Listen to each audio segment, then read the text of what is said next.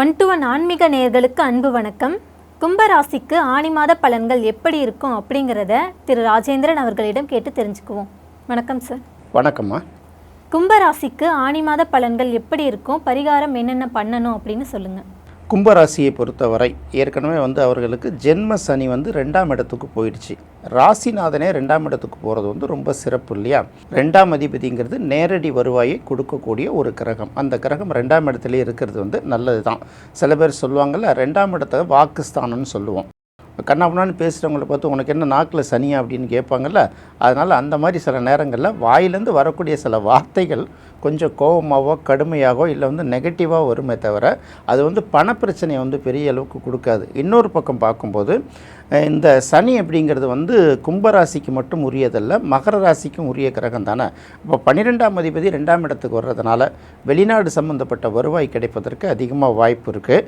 ஏற்கனவே இதை நம்ம தொடர்ச்சியாக சொல்லிக்கிட்டே வந்தால் கூட அதில் ஏதாவது இது வரைக்கும் தடங்குகள் ஏற்பட்டிருந்தால், இந்த குரு பயிற்சி வந்துருச்சு இல்லையா, இந்த குருவோட பார்வை 2ஆம் இடத்துக்கு கிடைக்கிறதுனால அந்த இடத்துல 12ஆம் அதிபதியும் ராசியாதிபதியுமான சனியும் இருக்கிறதுனால கண்டிப்பாக இதன் பிறகு கும்பராசிக்காரர்களோட வருவாய் கண்டிப்பாக அதிகரிக்கும்.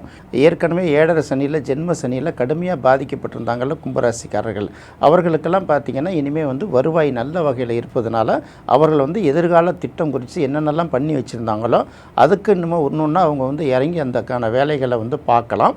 இது அடுத்த ஒரு வருஷம் வரைக்கும் உண்மையிலே நல்லா தான் இருக்கும். பெரிய அளவுக்கு பாதிப்பு இருக்காது. ஏன்னா குருவோட பார்வையே கோடி நன்மை.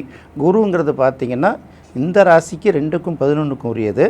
ராசியாதிபதியை குரு பார்க்கறதுனால, ராசியாதிபதி 2ஆம் இடத்துல இருக்கிறதுனால கண்டிப்பாக வருவாய் பெருகும்.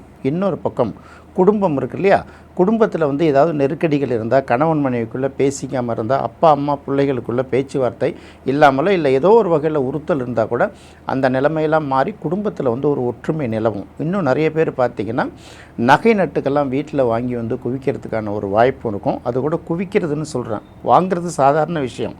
எங்கெங்கேயோ உங்களுக்கு லாக்கான பணங்கள்லாம் திரும்ப வரும்போது அதை என்ன பண்ணுறதுன்னு பார்க்காம ஒரு இன்வெஸ்ட்மெண்ட் பண்ணி வைப்பாங்க. நிறைய பேர் சொந்த வீடு அதெல்லாம் கூட வாங்குறதுக்கு கூட நல்ல வாய்ப்பு இருக்குது. அதாவது நீண்ட கால முதலீடுகள் அப்படின்னு சொல்லுவாங்க. இப்போ போட்டால் இன்னொரு 5 வருஷம் கழிக்க என்ன கிடைக்கும் இப்படிலாம் பார்க்குறாங்கல்ல, அந்த மாதிரி முதலீடுகள்லாம் இவங்களுடைய அந்த முயற்சிகள்லாம் பெரிய அளவுக்கு கை கொடுக்கும். அதனால் பெரிய அளவுக்கு பாதிப்பு இருக்காது.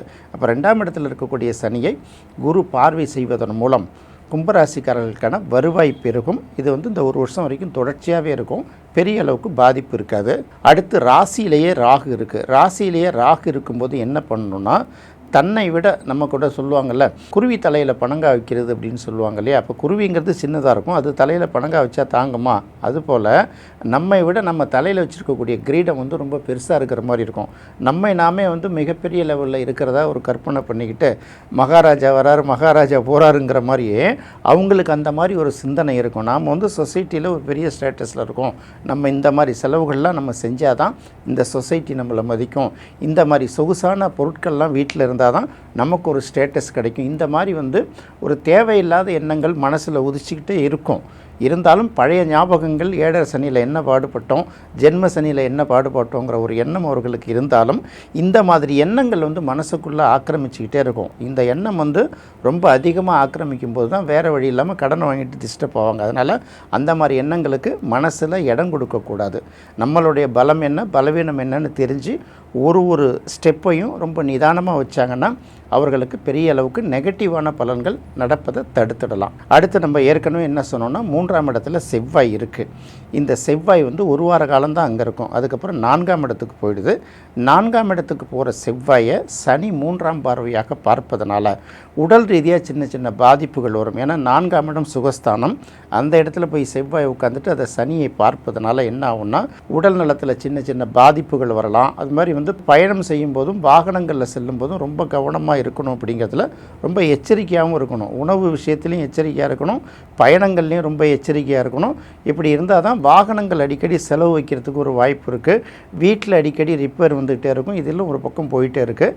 எல்லாவற்றுக்கும் மேலே இந்த 4ஆம் இடத்தோட செவ்வாய் சனி சம்மந்தப்படுவதனால மனசுக்குள்ளே ரொம்ப டிஸ்டர்பன்ஸாக இருந்துக்கிட்டே இருக்கும் இல்லையா.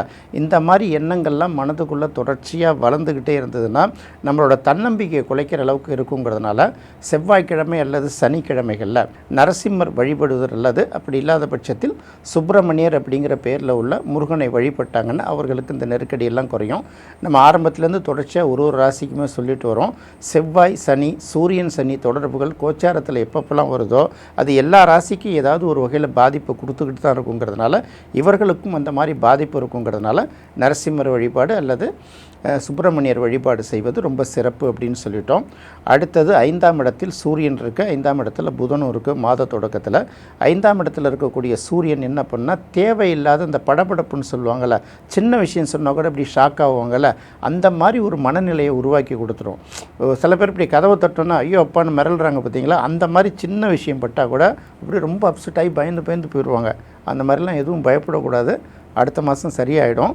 அதனால் இந்த மாதத்தை பொறுத்த வரைக்கும் அந்த படபடப்பான விஷயங்களை எதையுமே கொஞ்சம் காதில் வாங்கிட்டு யோசிச்சிட்டிங்கன்னா அதில் ஒன்றுமே இருக்காது.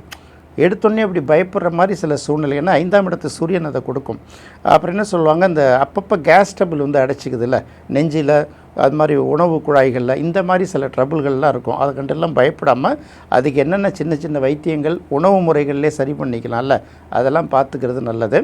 அடுத்தது 5க்கும் 8க்கும் உரிய புதன். இந்த புதன் வந்து பார்த்திங்கன்னா அடுத்தது வந்து கடகராசிக்கு போய் அதுக்கப்புறம் வக்கரமாகி திரும்பவும் மிதுன ராசிக்கு வந்து இந்த ஒரு மாதம் அளவு, ஒரு மாதம் கிட்டத்தட்ட சுச்ச நாட்களில் வந்து இது கொஞ்சம் அந்த ஆட்டம் போட்டுக்கிட்டே இருக்கும். அது வக்கர நிலை ஆட்டம், வக்கர நிவர்த்தி ஆகிற வரைக்கும் சின்ன சிக்கல் இருக்கும். அதனால் அதை பெருசாக எடுத்துக்கான மனம் வந்து அலைப்பாய்ந்துக்கிட்டே இருக்கும். ஒரு நிலையாக ஒரு இடத்துல மனசை வச்சுக்க முடியாது, உறுதியாக நம்மளால் கான்சன்ட்ரேஷன் பண்ண முடியாது. இது வந்து ஒரு பெரிய மைனஸ் தான். இதை நம்ம எப்போயே தெரிஞ்சுக்கிட்டோன்னா ஓஹோ புதன் தான் நம்மளை எந்த அளவுக்கு அவஸ்தைப்பட வைக்கிறாரா, அவர் அடுத்த கட்டத்துக்கு மாறுற வரைக்கும் கொஞ்சம் நம்ம பொறுமையாக இருப்போங்கிற எண்ணம் வந்து அவர்களுக்கு வந்துடும். இது அடுத்தது பார்க்கும்போது 6ஆம் இடத்துல குருவும் சுக்கிரனும் இருக்குது. பொதுவாக 6ஆம் இடத்துல குரு இருக்கிறது நல்லதில்லை, ஆனால் 6ஆம் இடத்துல சுக்கிரன் இருக்கிறது நல்லது. இந்த ராசியை பொறுத்தவரை சுக்கிரன் வந்து கடகத்திலையும் பகை, சிம்மத்திலையும் பகைங்கிறதுனால அந்த இடத்துல இருக்கக்கூடிய குருவும் நல்ல பலனை கொடுக்க போகிறதில்ல, சுக்கிரனும் நல்ல பலனை கொடுக்கறதில்ல. ரெண்டும் நெகட்டிவான பலனை தான் கொடுக்க போகுது. நெகட்டிவான பலனை கொடுக்கறதில்ல ஒருத்தர் போட்டி போட்டுக்கிறதுனால எந்த வகையில் நமக்கு லாபமும் கிடையாது, நஷ்டமும் கிடையாது இல்லையா. நோ ரிப்போர்ட் நோ சப்போர்ட்டும்பாங்க. அதனால் குறை சொல்கிறதுக்கும் ஆள் இல்லை, நிறை சொல்கிறதுக்கும் ஆள் இல்லை. அதனால் அது பெருசாக கண்டுக்காமல் விட்டுடலாம். அப்படியும் உடல் ரீதியாகவோ இல்லை வேலை செய்கிற இடங்கள்ல ஏதாவது ஒரு பிரச்சனை வரும்னு மனசுக்குள்ளே பட்டுச்சுன்னா, கடங்காரங்க ரொம்ப தொல்லை பண்ணுவாங்கன்னு நம்ம மனசுக்குள்ளே பட்டுச்சுன்னா, உடல்நிலையில் ஏதாவது பாதிப்பு இருக்கிற மாதிரி மனசில் பட்டுச்சுன்னா, வியாழக்கிழமை அல்லது வெள்ளிக்கிழமைகளில் சந்தன மாரியம்மனை வழிபடுவது அவர்களுக்கு ஒரு நல்ல பலனை கொடுக்கும். இதுதான் அவங்களுக்கு முக்கியமான பாயிண்ட்டு. அடுத்தது பார்க்கும்போது 7ஆம் இடத்துல கேது இருக்குது. 7ஆம் இடத்துல கேது இருக்கிறது வந்து நம்ம எதிர்பார்க்குற அளவுக்கு நம்மளுடைய வாழ்க்கை துணை வந்து அந்த எதிர்பார்ப்பை அவர்களால் பூர்த்தி செய்ய முடியாது. அவர்களுக்கே பார்த்திங்கன்னா நமக்கே பார்க்கும்போது நம்மளை விட எல்லாத்துலேயும் நம்ம சொல்கிறது எதுவுமே கேட்க மாட்டேங்கிறாங்களே, நமக்கு ஈக்குவலான ஆள் இல்லை அவங்க அப்படிங்கிற மாதிரி நமக்கு ஒரு சுப்பீரியாரிட்டி காம்ப்ளெக்ஸ் வரும். இந்த சுப்பீரியாரிட்டி காம்ப்ளெக்ஸ் அங்கே போய் காட்டினோம்னா குடும்பத்தில் பிரச்சனைகள் வரும். அதனால் கொஞ்சம் அமைதியாக இருக்கணும். அடுத்தவர்களை வந்து மட்டம் தட்டி பேசுகிறத கொஞ்சம் குறைச்சிக்கணும் ஒன்று. அதுக்கப்புறம் பார்க்கும்போது ஃப்ரெண்ட்ஸ்லாம் இருப்பாங்க இல்லையா, ஃப்ரெண்ட்ஸுகள் கூட பார்த்திங்கன்னா ஏதோ ஒரு விஷயத்தில் நாம் ஒன்று அவங்கள குறை சொல்லி ஒதுக்கிடுவோம், அல்லது அவங்க என்ன பண்ணாங்க அவங்க நம்மள்ட்ட குறை கண்டுபிடிச்சி ஒதுங்கிடுவாங்க. இந்த மாதிரி இந்த சூழ்நிலைகள்லாம் மாறி வரும். பிஸ்னஸ் பார்ட்னர்ஸ் கிட்ட பேசும்போது கூட பல நேரங்களில் விட்டு கொடுத்து அனுசரித்து போகிறது தான் நல்லாயிருக்கும். அவங்கள்ட்ட போய் கட் அண்ட் ரைட்டாக பேசணுன்னா தொழில் ரீதியாக சில பாதிப்புகள் வரும். இருந்தாலும் எல்லாவற்றையும் கடந்து 2ஆம் இடத்துல இருக்கக்கூடிய சனி, அந்த சனிக்கு கிடைக்கக்கூடிய குரு பார்வை, இது வந்து இவர்களுக்கு நல்ல பலனை கொடுக்கும். இந்த மாதத்துக்கு அவர்களுக்கு தேவையான வருமானத்தை ஏதாவது ஒரு வகையில் அவர்களுக்கு ஈட்டி கொடுத்துரும். அப்படிங்கிறனால அதை பற்றி கவலைப்பட வேணாம். இந்த பணவரவு நல்லா இருக்கணும், குடும்பத்தில் வந்து ஒரு அமைதி நிலவணும் அப்படின்னு இருக்கும்போது அதுக்காக எந்த கடவுளை வழிபடலாம் அப்படின்னு பார்க்கும்போது வியாழக்கிழமை அல்லது சனிக்கிழமை மீனாட்சி சுந்தரேஸ்வரர் அப்படிங்கிற பேரில் உள்ள சிவனை வழிபடுவது கும்பராசிக்காரர்களுக்கு எல்லா வகையிலும், அதாவது ஆனி மாதத்தில் ஒரு நல்ல பலனை கொடுக்கக்கூடியதாக இருக்கும். கும்பராசிக்கு ஆனி மாத பலன்கள் எப்படி இருக்கும் அப்படிங்கிறத தெளிவாக சொன்னீங்க சார். ரொம்ப நன்றி சார். நன்றிம்மா. கும்பராசிக்கு ஆனி மாத பலன்கள் எப்படி இருக்கும் அப்படிங்கிறத இந்த நிகழ்ச்சியில் பார்த்தோம். மீன ராசிக்கு ஆனி மாத பலன்கள் எப்படி இருக்கும் அப்படிங்கிறத அடுத்த நிகழ்ச்சியில் பார்ப்போம். நன்றி, வணக்கம்.